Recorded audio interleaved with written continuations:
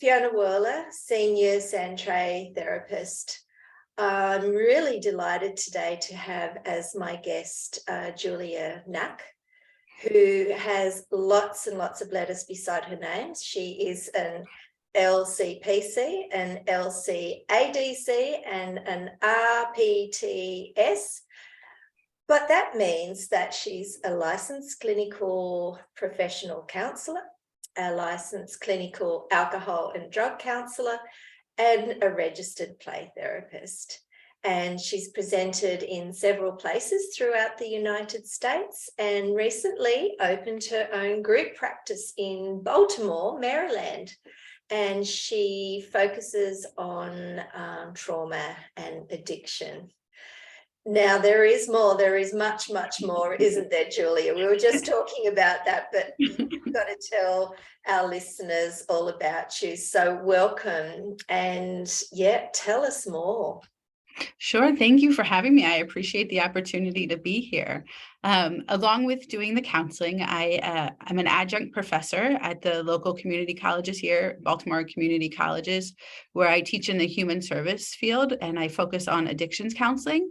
And so in Maryland, we have a 2-year associate's degree that you need before you can become an addictions counselor. And so I work with the higher level classes to prepare individuals to kind of go out and do the counseling, addictions counseling. I also am working on my dissertation right now. I'm actually just starting the research this week. I'm very excited, nervous, but excited. And then I just wrote my own book as well, Crossing Paths, the intersection between trauma and addictions, which kind of came from my work when I was working in Baltimore City, seeing some things going on. I was working where we had some really massive riots in Baltimore City. And so it's more of a personal exploration through our work and some interventions at the end too, because they tell me you need to add those to make the book worthwhile. I'll put a link to that under the whatever we call this thing here. I appreciate it. Yes. And so that's kind of what I do most of the days. And I also have 2 kids and a wonderful husband at home that I am able to go home to at the night and enjoy disconnecting from everything. A little bit of normality. Absolutely. It's needed. Takes you up, doesn't it? Yes, it's needed. Yeah, absolutely. Wow, that's a lot. So if you don't mind, I wanted to ask you a few questions about Sandtray Therapy specifically, because we can all see you have a collection behind you. Yes, a massive collection. Sandtray Therapy room. So how did you, I guess let's start at the beginning. How did you fall into Sandtray, or how did you become a therapist, Sandtray therapist? Absolutely. And so I started Sandtray therapist. So I guess Sandtray. I'm not Jungian trained, so Sandtray, I guess, would be. Yeah. And I've been in the field for a really long time. So I started a long time ago in Sandtray, and I was introduced to it at one of my first jobs with a really good colleague who I still talk to, who is an expressive therapist. And she said, try this. This might be different for you, but I think you'll love it. And so this was over 10 years ago where she introduced it to me. It wasn't as big over in the United States as it's growing now. But it was a really wonderful introduction. And when I first started, I just had a tiny little box of miniature animals that we used because my agency that I worked at was like, you want us to buy a Sandtray? We don't even know what that is. And so my love for it kind of continued to grow and followed me throughout. And now I have my own practice, and I'm opening a training center focusing on Sandtray training and other types of training, because it's such a wonderful way and technique to have clients come in and just kind of play in the sand. That's what I tell them. We're going to play in the sand today.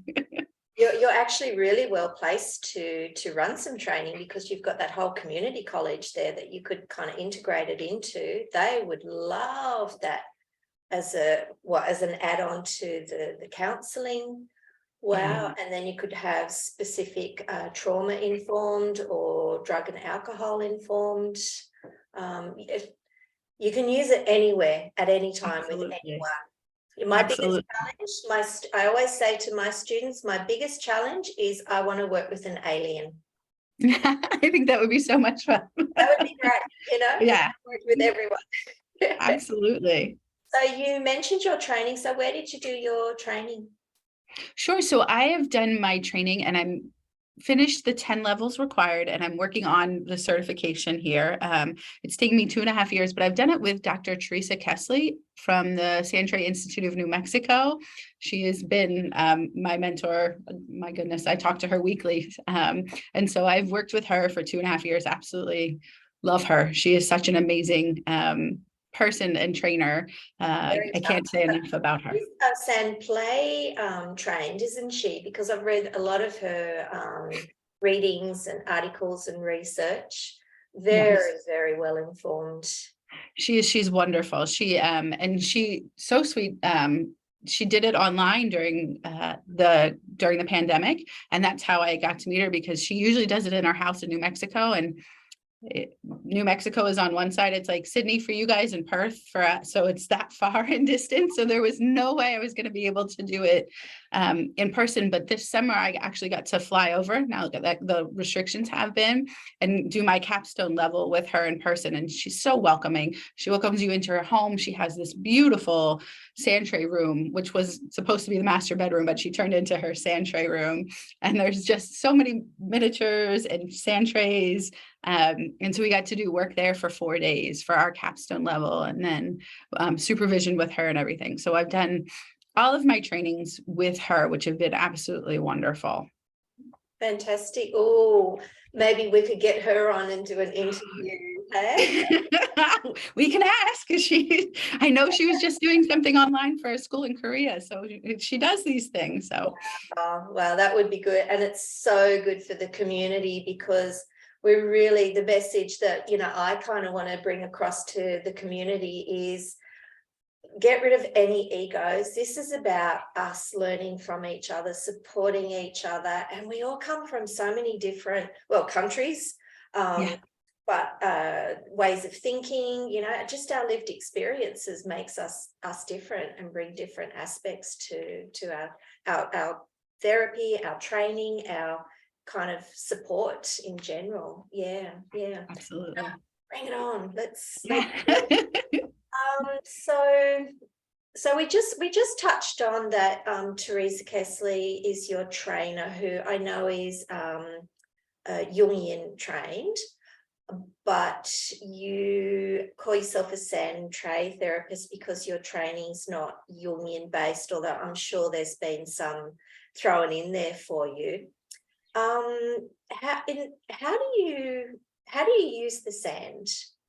So what's your theoretical knowledge supports when you do the sand?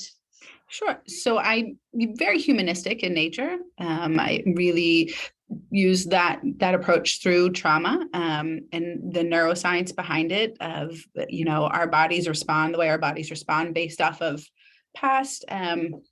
Part of the dissertation I'm doing is researching with Dr. Stephen Porges' polyvagal theory and how some of these are automatic responses, and they go from unconscious, you know, and we respond based off of past things, maybe not what's going on in the present.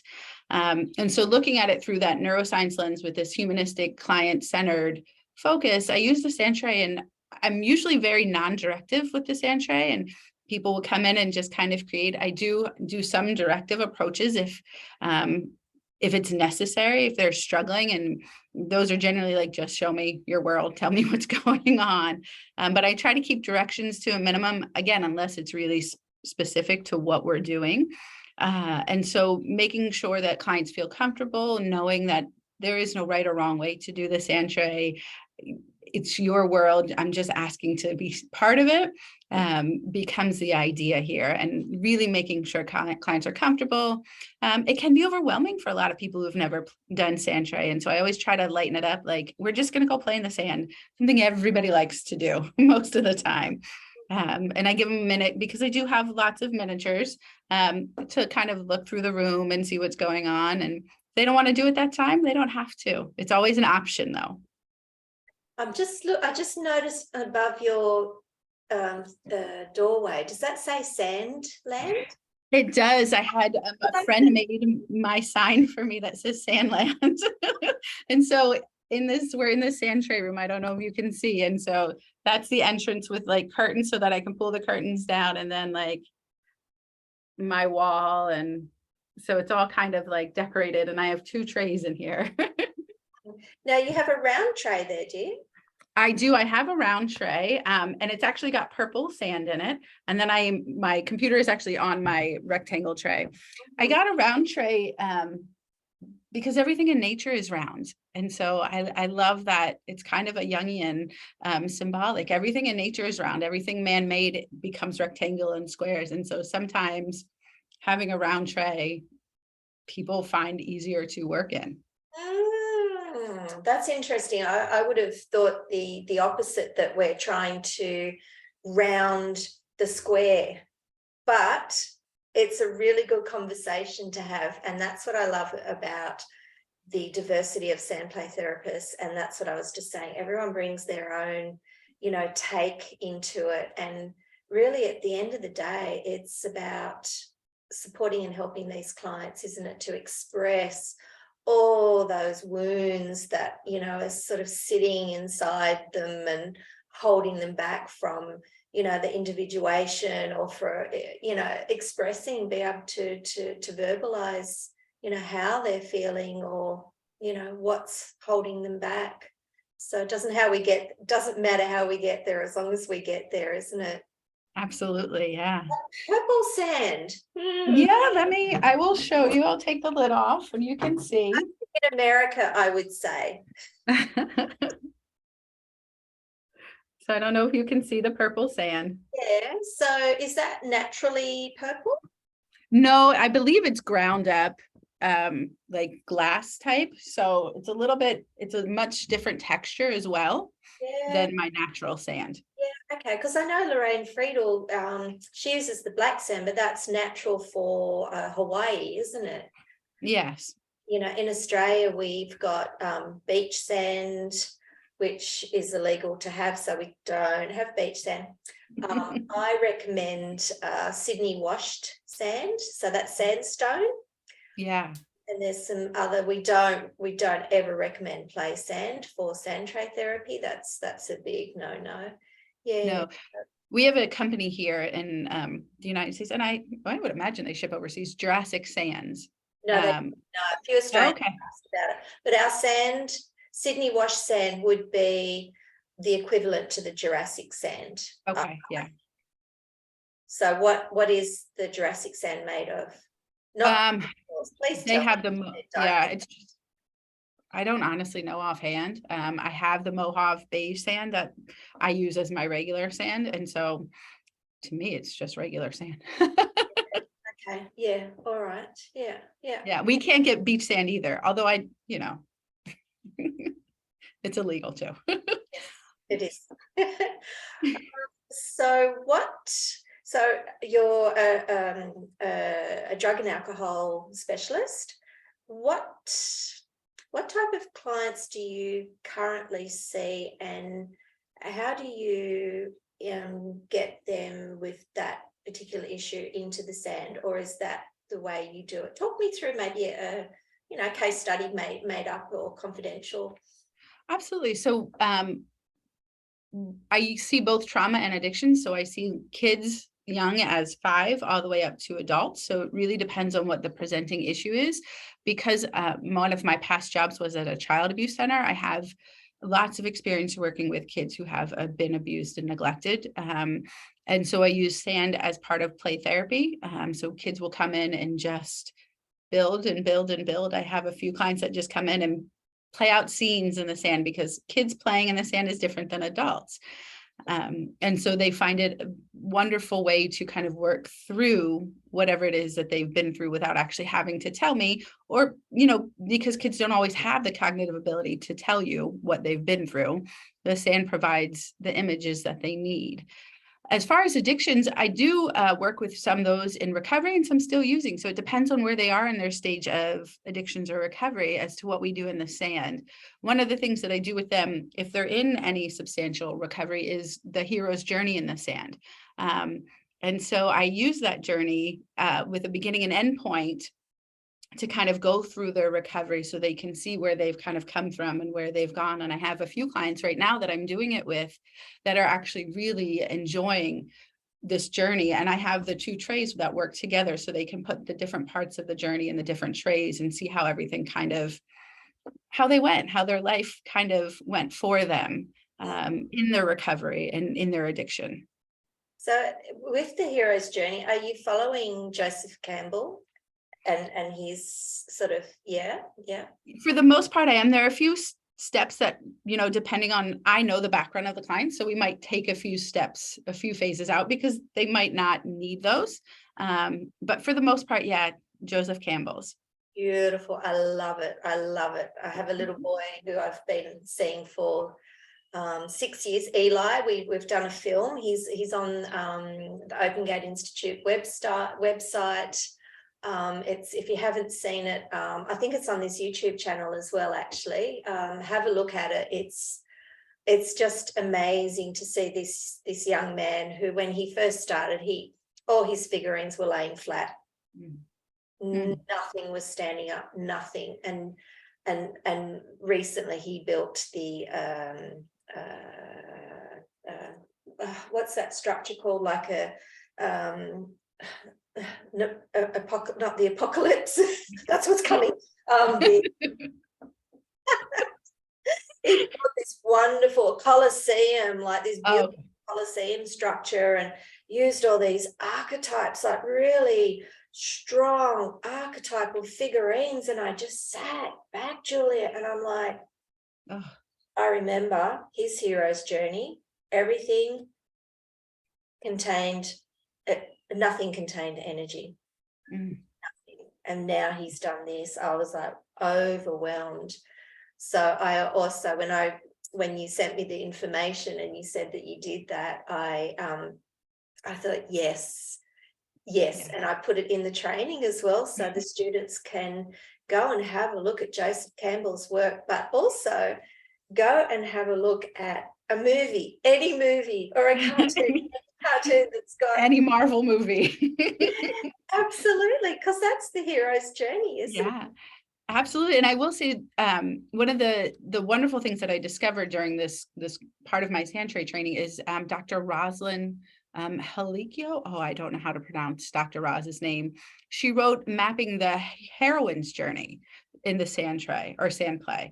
And so there is some differences when you do, you know, depending on the sex, mapping, because if you know, and a lot of it is based off of, absolutely. It's wonderful to see. And so I include that when I'm very aware of, okay, is this a society, like, it's more of a societal constraint journey? Whereas, you know, when women start their journey, they're kind of at a disadvantage, whereas men are given all the tools. Females are generally, you get what's left and you have to go and figure it out. And so there's different journeys, and being aware of how to do that in the sand with the different sexes. And the endings are different as well. Men kind of, you know, lose their testosterone and they become weaker, and women sort of gain testosterone and become stronger. I mean, so interesting. Oh, look, I think we could actually have a whole session just talking about it, because it's something that fascinates me. And it's I think it's a really sneakily simple way to explain what Sandtray therapy is, because it's all about story, right? It's that emergent story, it's that past story, it's that hidden story.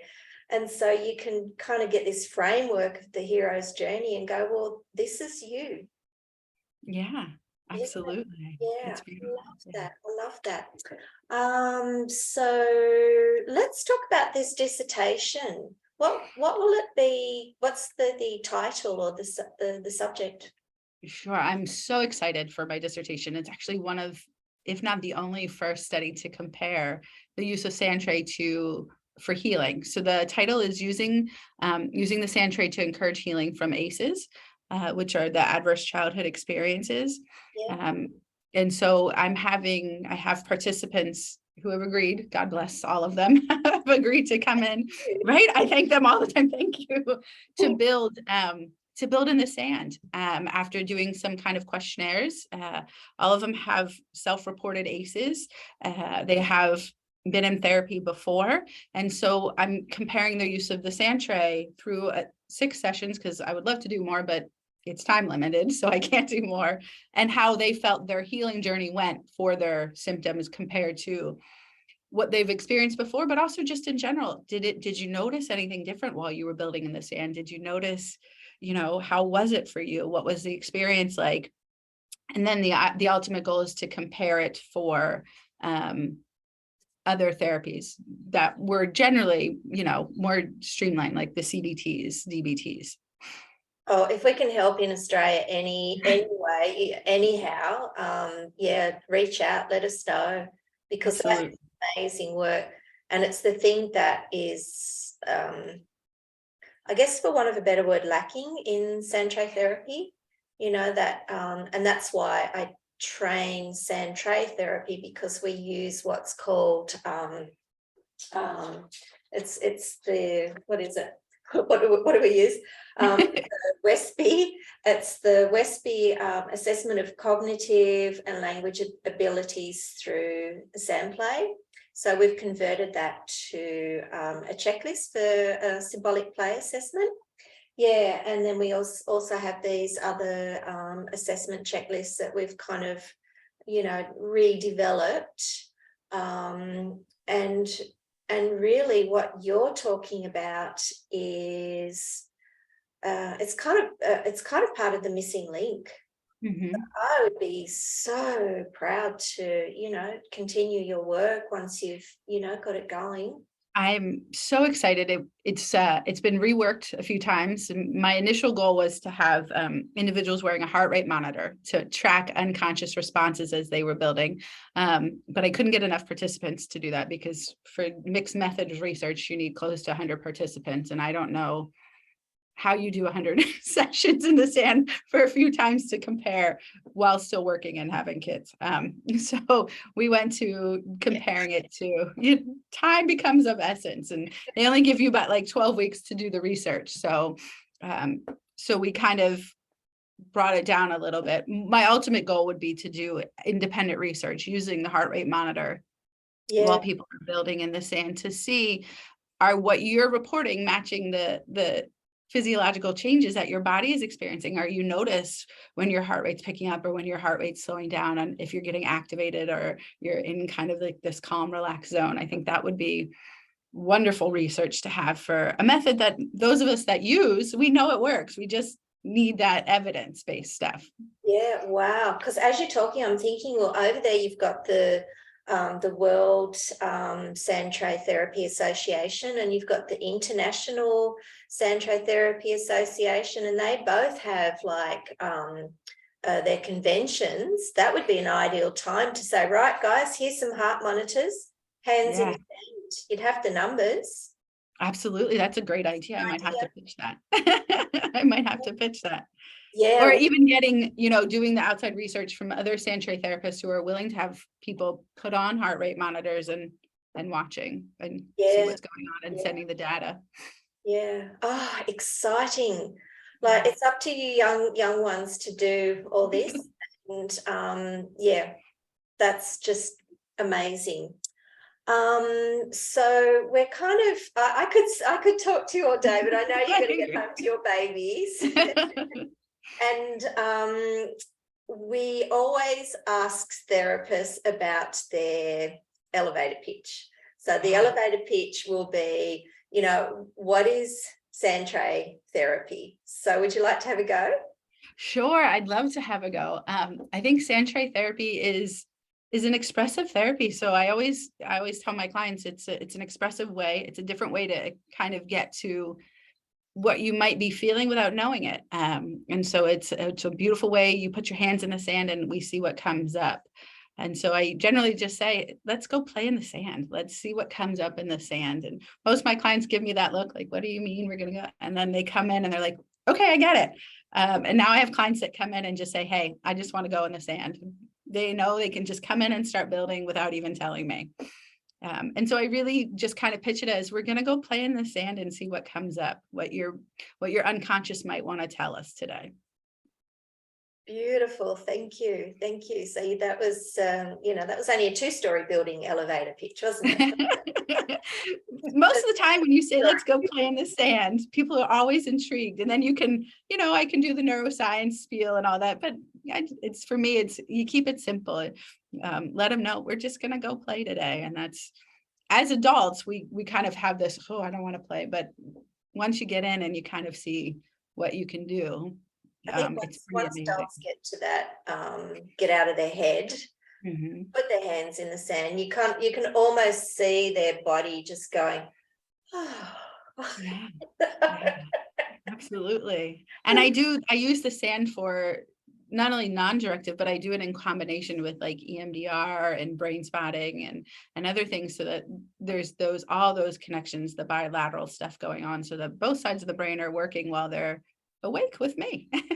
And you'll have all that in your dissertation, all that wonderful research. You'll add the Brainspotting. I'm not sure about the EMDR or the Brainspotting, but my goal is to just kind of see how people who have been through EMDR, so if they've experienced EMDR, I'm going to compare it out. Yeah. But I'm focusing on their whatever type of therapy they've had before. So I don't know 100% yet, because I start December 1st, and that's when I'll get some of the background data. Yeah, wow. Well, we'd love to follow you and support you, and maybe we can have another chat in another 6 months or so when your year completion is that. I should be done and hopefully going across the stage for my dissertation, my doctorate by then.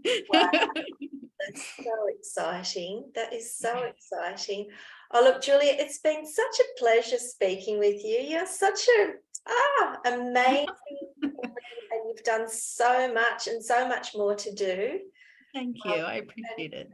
Yeah, no, I really appreciate it. And yeah, let's make a date for dissertation celebration. That sounds amazing. All right, lovely. Okay, well, thank you very, very much. And we'll see you in 6 months' time. Sounds good. Thank you. All right.